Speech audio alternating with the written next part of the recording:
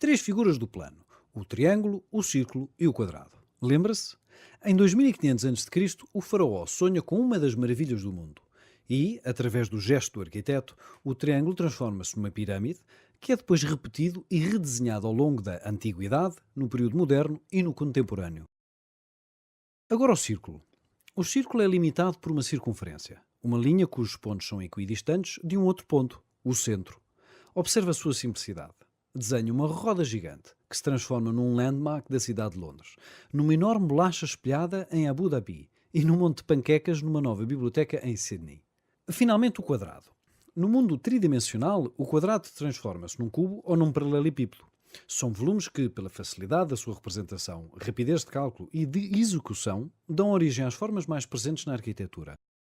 Mas a imaginação dos arquitetos não se limitou aos polígonos básicos. Ao longo dos tempos, arquitetura, geometria e engenharia não deixaram de desenhar novas formas e de se impor novos desafios de representação e de cálculo. Para nos ajudar a compreender algumas curvas fundamentais, olhemos uma superfície cónica circular reta. Esta superfície é construída com base numa diretriz, a circunferência da base e nas retas geratrizes. Agora vamos seccioná-la. Vejamos. Posicionemos o plano intersetor. Comecemos com um plano que corta todas as geratrizes. Vamos obter uma elipse. Se endireitarmos este plano, tornando-o horizontal, obtemos uma circunferência, que é um caso particular da elipse. Vamos acentuar a inclinação. A interseção com o plano paralelo a duas geratrizes produz um ramo de hipérbole. Quando o plano intersetor é paralelo a apenas uma geratriz, obtemos uma parábola. Uma parábola é a curva plana definida como o conjunto dos pontos que são equidistantes de um ponto e de uma reta. É simples. Cruzemos esta linha no cotidiano, de margem a margem, nas pontes suspensas. Em Portugal, nos Estados Unidos, na China. Então agora observemos estas três obras. A primeira, a Catedral de Brasília, do arquiteto Oscar Niemeyer. Foi construída entre 1958 e 1970 e cada um dos 16 pilares de betão armado pesa 90 toneladas. Em seguida, as Escolas da Sagrada Família, em Barcelona. O pequeno edifício, construído em 1909, é um trabalho da última fase do catalão Antoni Gaudí. E, finalmente, o Restaurante do Oceanário de Valência, terminado em 2002. Foi a última obra do arquiteto Félix Candela, que morre aos 87 anos sem haver terminada. E então o que é que têm estes três projetos em comum? A resposta parece evidente, não é? Não há retas, apenas superfícies curvas. Errado. Ou melhor, parcialmente errado. Façamos um parêntese. Em 2002, o arquiteto e engenheiro espanhol Santiago Calatrava inaugura Wave, uma escultura encomendada pelo Museu Meadows em Dallas. Mas Calatrava não criou uma escultura comum, mas uma obra cinética cujo movimento simula uma onda.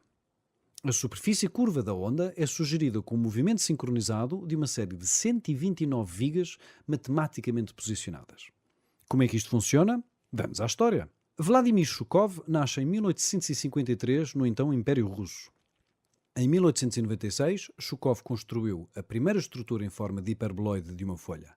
Uma torre com estrutura leve de aço, 37 metros de altura e que sustenta um reservatório de água no topo. Shukov é considerado o inventor de uma família de formas estruturais, os hiperboloides de revolução de uma folha.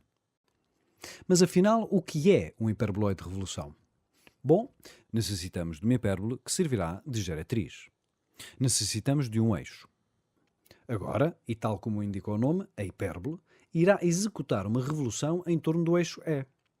Recorramos ao GeoGebra através do site GI ao quadrado para nos ajudar com a simulação tridimensional. A rotação completa da curva em torno do eixo gerou a superfície a que chamamos hiperboloide de revolução de uma folha. E a nossa questão inicial é apenas uma superfície curva ou contém retas? Vejamos. Por cada um dos pontos do hiperboloide passam duas retas distintas e que estão contidas na superfície. Está confirmado. O hiperboloide de revolução conjuga a forma curva com uma estrutura duplamente regrada. Agora é a altura para voltar a olhar as curvas de Oscar Niemeyer. Niemeyer dizia que o que o atraía era a curva livre e sensual. A curva que encontrava no Brasil, no curso sinuoso dos seus rios, nas ondas do mar e no corpo da mulher preferida. Em Niemeyer, a pureza da arquitetura reduz-se ao gesto simples, a uma poesia, a uma curva. Na Catedral de Brasília, de acordo com o conceito da arquitetura, a forma e a disposição dos pilares representam duas mãos erguendo-se para o céu. Mas enquanto Niemeyer desenhava as formas ideais que transportariam o católico ao espaço infinito, Joaquim Cardoso, o engenheiro especialista em cálculo estrutural que tornava possível as ideias de Brasília, equacionava o hiperboloide que melhor resolvia a arquitetura e a engenharia, que melhor resolvia o conceito e a estrutura. Antoni Gaudí é dos arquitetos mais famosos da história da arquitetura. A sua obra é marcada pelas formas orgânicas e naturalistas que se destacavam das correntes da época. A sua obra-prima, a Sagrada Família, ainda hoje, 135 anos depois do seu início, se encontra em construção. Gaudí tinha uma paixão e um conhecimento de matemática e de geometria que lhe permitiu desenvolver novos sistemas estruturais sem recorrer ao cálculo. Ensaiava os modelos de esforço em maquetas que depois aplicava nas obras. Gaudí foi o primeiro arquiteto a usar conoides nas suas obras. Atualmente, e em sua homenagem, denominam-se superfícies de Gaudí. Vamos explicar como geometricamente se gera um conoide. Como diretriz, usaremos uma circunferência D.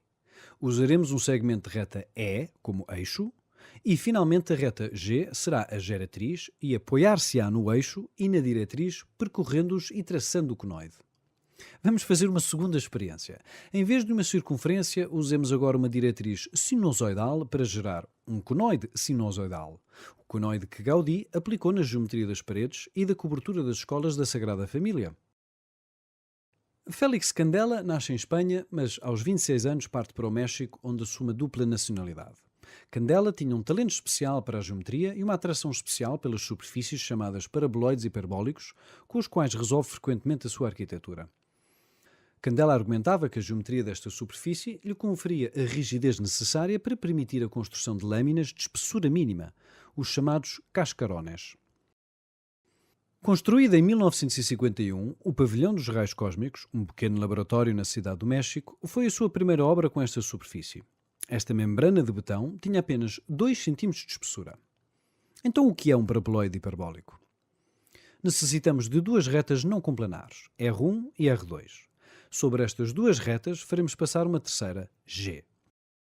Agora basta deslocar com velocidade constante a reta G sobre as 2 retas R1 e R2, obtendo-se assim uma superfície duplamente regrada. O paraboloide hiperbólico deve o seu nome ao facto de ter hipérbolos e parábolas como secções. Vejamos. Seccionando esta superfície com um plano horizontal, obtemos linhas curvas que verificamos serem hipérbolos. Interseções com um plano vertical desenharão parábolas. Retomemos os 3 projetos, Niemeyer, Gaudí e Candela. E a nossa pergunta inicial, afinal a resposta que parecia evidente, não o era. Os 3 edifícios são de facto superfícies curvas, correto. Mas na história acabamos de ver que estas superfícies curvas em particular são regradas. São superfícies passíveis de serem geradas com recurso a retas. Em arquitetura, formas, geometria e fórmulas entrelaçam-se naturalmente desde a ideia até à construção. A matemática não é uma abstração desconectada da realidade, mas um veículo do projeto. Os gestos criativos necessitam de forma e de regra. Necessitam de uma linguagem que possibilita a sua representação, cálculo e execução. Precisam da geometria e de equações. E agora, por que não espreitar o projeto Geometria Intuitiva e Interativa em gi2.pt e aprender com estes e outros modelos e jogos interativos?